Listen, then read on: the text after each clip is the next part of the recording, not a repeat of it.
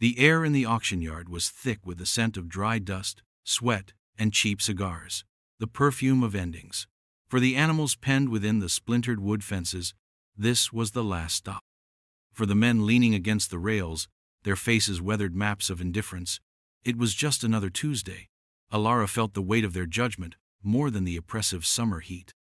A widow with hands too soft and eyes too sad for a place like this. She was an anomaly, a ghost haunting the edges of a world she no longer belonged to. Then they brought him out. He wasn't a bull. He was an apology, a colossal frame draped in scarred, muddy hide, with one horn broken, jagged like a shard of lightning. He limped, his breath a ragged, painful rhythm, and in his dark, amber eyes there was not fire, but the dull, banked embers of a spirit that had surrendered. The auctioneer, a man whose voice was pure gravel, didn't even try to sell him. "All right, folks, what am I bid for this? Lump of meat. Good for nothing but the grinder. Let's start at $5. Do I hear 5? Silence. The men shifted their weight, some chuckling. He was a liability, a walking vet bill. $2, then, the auctioneer sighed, eager to be done. From the back, a voice, quiet but clear as a bell, cut through the masculine hum. $2. Every head turned. Alara stood there, her purse clutched in her hands, her face pale but resolute. The auctioneer squinted. The lady bids $2, going once, going twice. He slammed his gavel down with a crack that made the wounded bull flinch. Sold, to the widow Miller for $2. A wave of murmurs rippled through the crowd. Pity, scorn, amusement. They thought she'd finally lost her mind, that grief had unhinged her completely. What could a broken woman and a broken beast possibly offer each other, except a shared, expedited road to ruin? As she led him away with a frayed rope, the two of them a portrait of shared fragility no one could have known. They were watching the beginning of a story that would unravel not just a mystery, but the very heart of their small, skeptical town. Leading him home was a pilgrimage of shame and determination. The bull, whom she had already named Cato, in the quiet space of her mind, moved with a slowness that felt geological. Each pained step he took was a fresh accusation from the world. Her farm, a mile down a dirt road that seemed to stretch into an eternity of dust and regret, was in a state of decay that mirrored her own spirit. The white paint on the farmhouse was peeling like sunburnt skin, the porch steps groaned under her weight, and the fence around the small pasture was a lacework of rust and broken wire. It was a place where things came to be forgotten. As she guided Cato into the enclosure, he turned on her, his one good horn a sharp promise of violence. A low guttural sound rumbled in his chest, a warning born of pure terror. He saw not a savior, but another tormentor in a long line of them. Alara backed away slowly, her heart a frantic drum against her ribs. She secured the gate with a piece of wire, her hands trembling. That first night, she didn't sleep. She sat on the cold porch steps, wrapped in one of her late husband's old sweaters, and watched the massive, dark shape of the bull under the moon. He stood perfectly still, a statue of misery, refusing to lie down, refusing to trust the ground beneath him. The chasm between them was more than just the rickety fence. It was a vast, silent expanse of pain. Doubt, cold and sharp, began to creep into Alara's mind. The whispers from the auction yard echoed in the chirping of the crickets. Crazy old widow, wasting her last dollars. She looked at her empty wallet on the kitchen table, the 2 lonely dollar bills now gone, spent on this mountain of suffering. What had she done? Overwhelmed. A sob caught in her throat. She had wanted to save something, anything, because she hadn't been able to save her husband. But this felt like inviting a second death into her home, a slow and agonizing one. She buried her face in her hands, the scent of her husband's sweater a hollow comfort. For a moment, she considered the vet's number pinned to the corkboard, the one you called when all hope was lost. But then she looked up. Under the sliver of moon, she saw a shudder run through Cato's massive frame. He was cold. He was afraid. He was alone. And in that moment, She recognized herself in him completely. She wouldn't fix him tonight, she wouldn't save him tomorrow, but she would not leave him to face the darkness alone. She simply sat, a silent vigil, two broken souls separated by a fence, sharing the same cold, lonely air. The dawn broke, painting the sky in soft shades of rose and gray, but the chill between them remained. The healing did not begin with a grand gesture, but with the smallest, most patient of offerings. Ilara filled an old metal bucket with clean, cool water and placed it just inside the fence, sliding it forward with a stick so she wouldn't have to cross the invisible line he had drawn. Cato watched her, his one good eye tracking her every move, his body tense, ready to charge. He didn't drink. Hours later, she brought him a small offering of the best hay from her dwindling supply, placing it near the water. He ignored that, too. This became their ritual. Day after day, she would bring him fresh water and hay, never pushing, never demanding. She started talking to him, her voice a low, steady murmur that the wind carried across the pasture. She didn't talk about his wounds or her grief. Instead, she told him about the world as she remembered it. She described the way her husband, Daniel, used to laugh, a sound that could shake the leaves on the trees. She told him about the taste of wild strawberries in spring and the feeling of the first autumn frost on your cheeks. She spoke of a life that felt 1,000,000 miles away, a life full of color and warmth. Her neighbor, a stern, practical farmer named Mr. Henderson, would sometimes watch from his property line, his arms crossed, his face a mask of disapproval. He saw a lonely woman talking to a useless animal, confirming every piece of town gossip. "You're pouring good feed into a black hole, Ilara," he called over one afternoon, his voice laced with pitying authority. "That thing's got no future." Ilara just smiled faintly and continued her one-sided conversation. Then, one week in, something shifted. As she knelt to place the morning's hay, she didn't retreat immediately. She stayed there, humming a simple, forgotten tune. Cato took a hesitant step forward. Then another. He lowered his massive head, his nostrils flaring as he scented the air, scented her. His whiskers, coarse as wire, brushed against her outstretched fingers as he carefully, deliberately took a mouthful of hay directly from her hand. His touch was feather-light, shockingly gentle. Ilara didn't dare to breathe. A single tear traced a path through the dust on her cheek. It wasn't a cure. It wasn't a miracle. But it was a start. It was a single word in a new language. They were just beginning to build. A language of quiet trust in a world that had offered them none.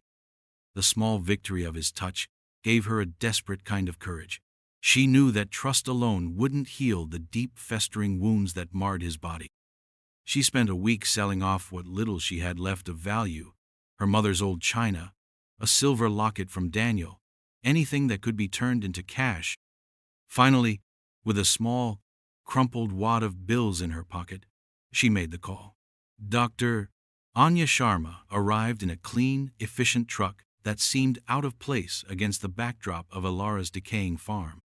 She was a woman of science, with kind but skeptical eyes that took in the scene, the patched-up fence, the impoverished widow, the broken-down bull, with a professional, practiced neutrality. She approached Cato calmly, her movements slow and deliberate. Ilara stood by, her hands knotted in her apron, watching as the vet ran an expert hand over Cato's scarred hide, checking the ragged edge of his broken horn, the swollen joint in his leg. Her expression grew more and more somber with each discovery. After a long, silent examination, she turned to Ilara, her face etched with a gentle gravity. "The news isn't good, Ilara," she said softly, her voice leaving no room for false hope. "His leg has an old, poorly healed fracture. It will always cause him pain. These scars," she gestured to the network of white lines on his back, "they're from a goad and worse. He's been systematically abused for a very long time." She pulled out a notepad. "I can give you a course of strong anti-inflammatories, an antibiotic regimen for the infection in his shoulder, but it will be expensive. And I have to be honest with you."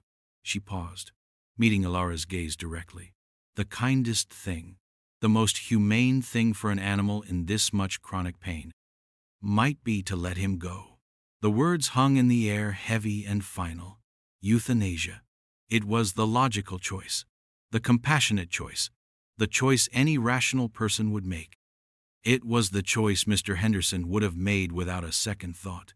Alara felt the world tilt, the fragile hope she had so carefully nurtured threatening to shatter. She looked past the vet, at Cato. He was watching her, his great dark eye holding a depth of understanding that defied logic. He had taken Hay from her hand. He had trusted her. And now the world was telling her to betray him. A strength she didn't know she possessed rose up from the pit of her stomach. "No," she said, her voice trembling but firm. "Dr. Sharma looked surprised. "Alara, I know this is hard to hear. He deserves a chance." Alara interrupted, her voice gaining power. "He's fought this long. He's survived. Who are we to say his fight is over?" She looked from the vet to the bull and back again. "Don't we all deserve a chance to heal, no matter how broken we are?" Dr.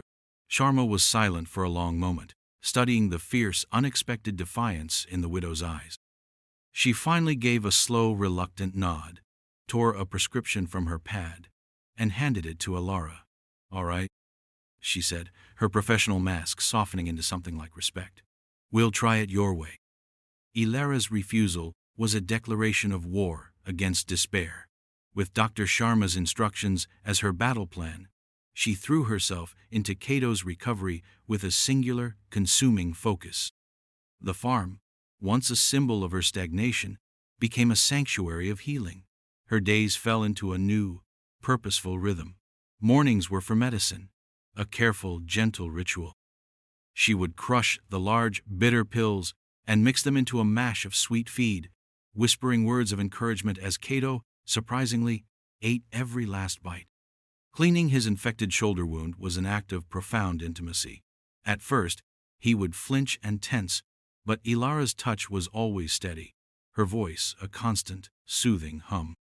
As she cleansed his physical injuries, she felt as if she were tending to her own invisible wounds, washing away the layers of grief that had encrusted her heart. The work was a balm. In the afternoons, she turned her attention to the farm itself.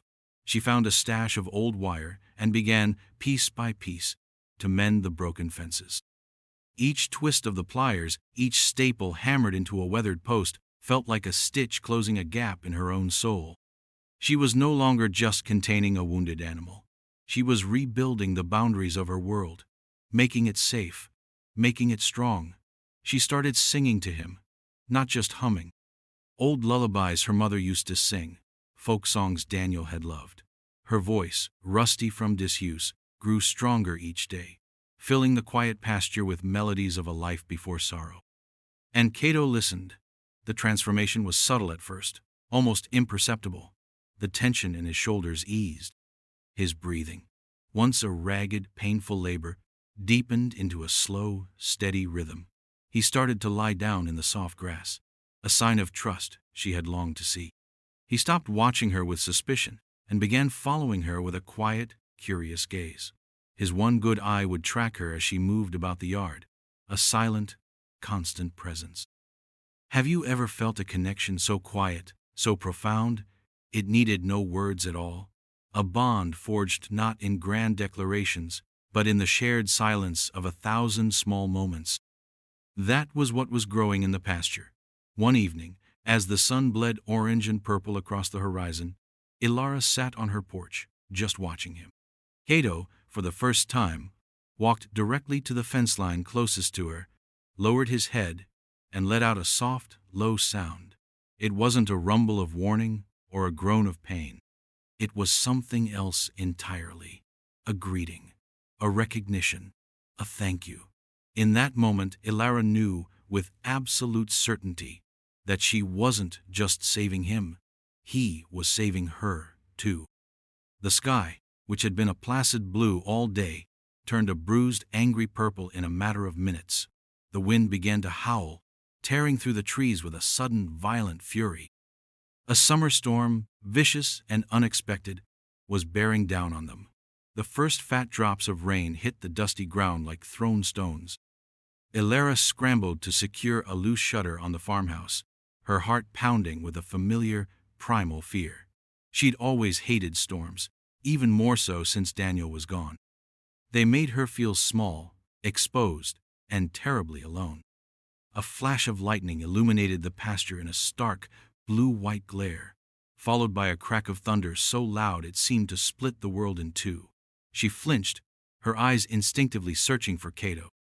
He was standing in the center of the field, his massive body a silhouette against the raging sky. She expected him to be panicked, to charge the fence in terror. It's what any animal, especially one with his history of trauma, would do, but he was unnervingly still. As the rain began to fall in sheets, blurring the world into a gray chaos, a pack of coyotes, emboldened by the storm, began to yip and howl from the woods bordering her property. Their calls were close, predatory.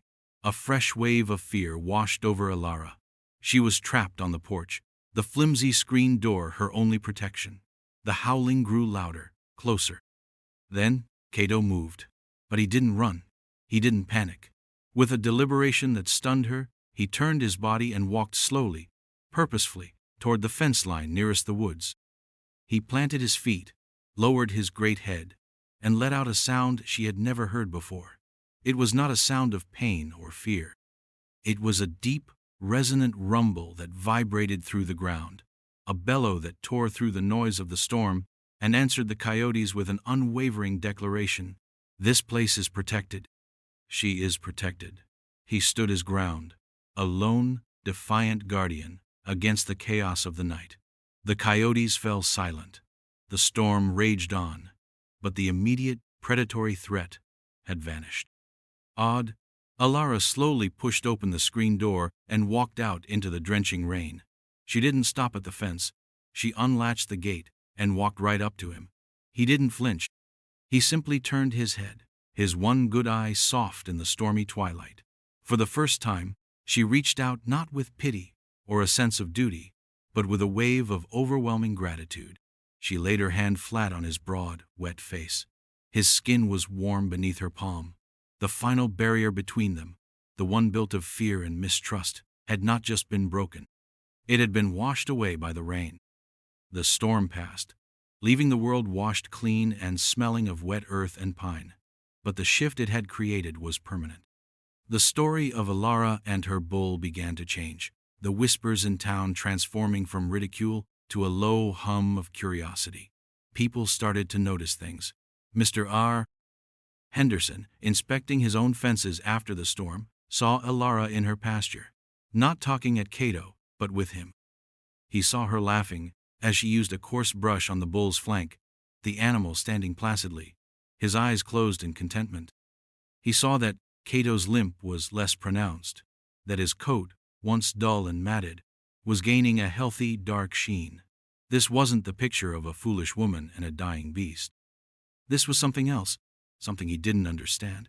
The gossip at the general store shifted. "Did you see Miller's bull?" someone would ask. "He looks twice the size he was." The narrative was slowly being rewritten. One afternoon, Dr. Sharma's truck pulled into the drive again. Ilara's heart sank. Assuming she was there to collect on the bill she still couldn't fully pay. But the vet waved a dismissive hand when Ilara mentioned money. "I'm not here for that, Dr. Sharma said, her eyes already on the pasture. "I was passing by. I wanted to see, for myself."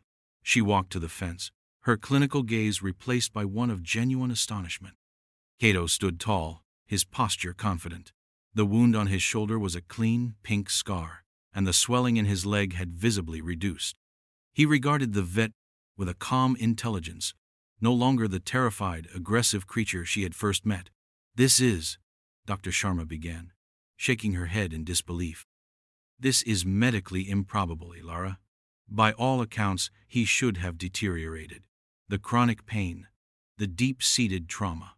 It's not just the medicine." "What have you been doing?" Ilara just smiled, a quiet, knowing expression on her face. "I listened," she said simply. "He needed someone to listen." Dr. Sharma stared at the profound, peaceful bond between the woman and the bull.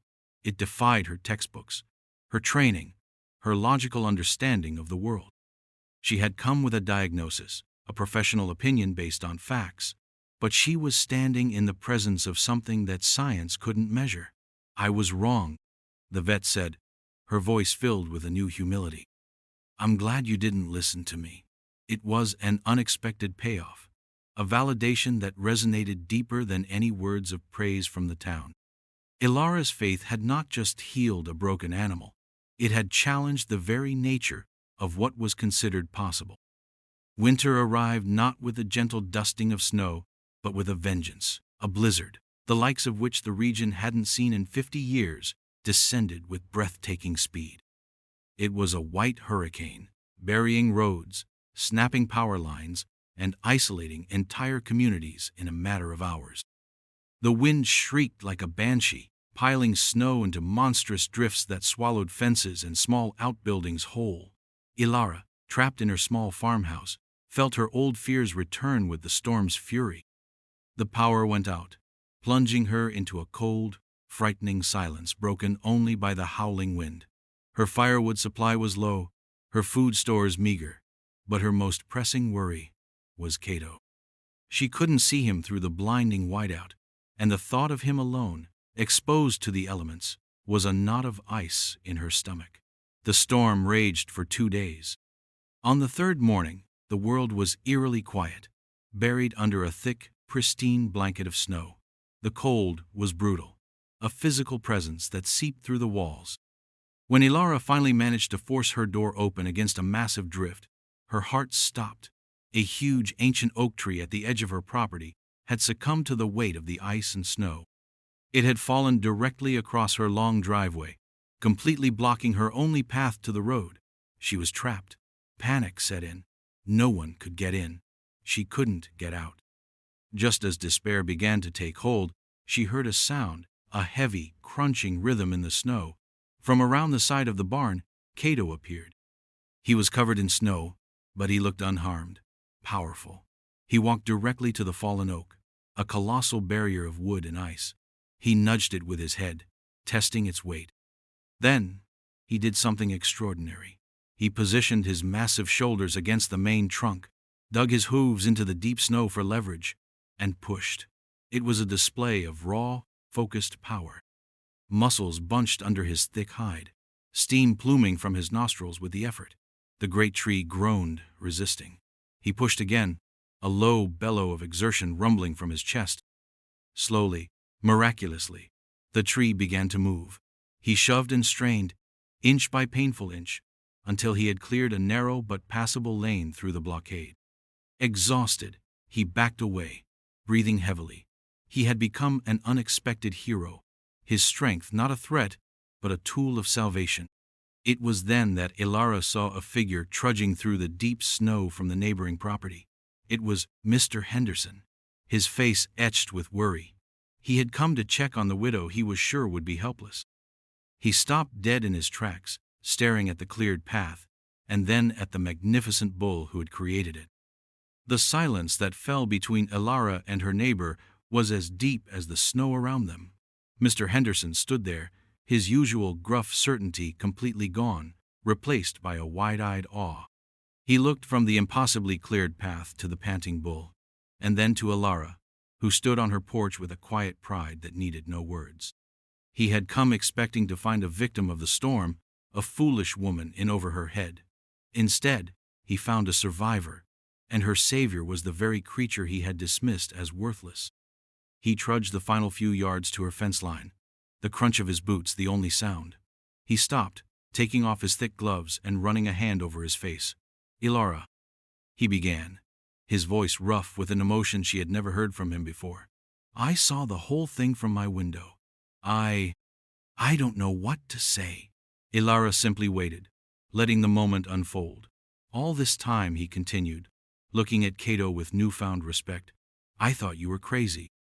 A sentimental old woman throwing good money after bad. I told my wife, I told everyone at the store. I said that bull was nothing but trouble." He finally met her eyes, and she saw in them a profound and humbling shame. "I was wrong," he said, the words coming out as a quiet admission. "I was a fool. That animal, He's more than just an animal. He saved you." He gestured back toward his own property. "My tractor's buried. The road won't be plowed for days. You two might have just saved me, too." A long pause settled between them. The fence that had once been a symbol of his judgment now felt like a bridge. "When this snow melts," Mr. Henderson said, his voice firm with new purpose, "I'm coming over, and I'm going to help you build a proper fence. Strongest fence in the county." It was more than an offer of help. It was an apology. It was an act of reconciliation. The broken-down fence, a metaphor for Ilara's isolation and the community's scorn, was about to be rebuilt, not as a barrier, but as a testament to a bond that had proven everyone wrong. The town's most skeptical voice had finally been silenced, replaced by a promise to help mend what had been broken. Spring returned to the valley, not as a promise, but as a fulfillment. The air grew warm and soft, carrying the scent of damp earth and new life. The snow melted away, feeding the thirsty ground, and the world turned a vibrant, hopeful green. True to his word, Mr. Henderson came over, and he didn't come alone. A few other men from town, men who had once chuckled at Ilara's $2 purchase, came with him, carrying post-hole diggers, wire stretchers, and bags of concrete. They worked for 3 weekends, not with pity, but with a quiet, shared respect. They tore down the old rusted fence and built a new one, with strong cedar posts and tight, gleaming wire. As they worked, Cato would watch from a distance, a calm, magnificent presence. The men no longer saw a dangerous beast. They saw the hero of the blizzard. They would talk to him, their voices low and respectful. "Morning, big fella," they'd say, tipping their hats. The new fence was beautiful and strong, but its gate was almost always open now. It was no longer a cage to contain a broken thing, but an entrance to a place of peace. One evening, as the setting sun painted the sky in strokes of gold and lavender, Ilara sat on a soft patch of clover inside the pasture. Cato lay nearby, his massive body relaxed, his head resting in her lap. She ran her fingers over the smooth, healed-over scar on his shoulder. Her farm was no longer a place of decay. The porch steps were repaired, a fresh coat of white paint gleamed on the house, and window boxes overflowed with bright red geraniums. Her life, like the farm, had been rebuilt from the foundations up. She was no longer the sad, lonely widow Miller. She was Ilara, the woman who had seen hope where everyone else saw ruin.